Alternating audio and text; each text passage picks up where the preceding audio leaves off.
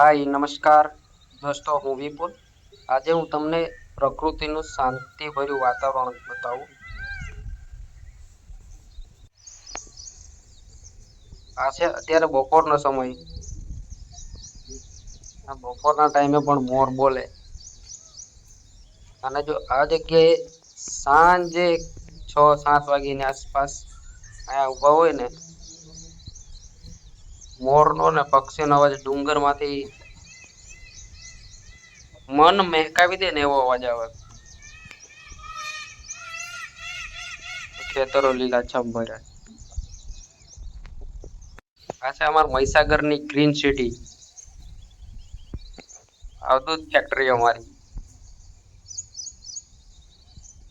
ચોમાસામાં ખરાબ કરી નાખે ને એટલે બધી ભેહું અમે અલગ અલગ બાંધી.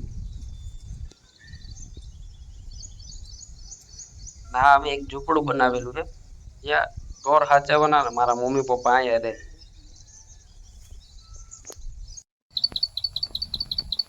ચકલીનો અવાજ સાંભળો કેટલો મધુર આવે.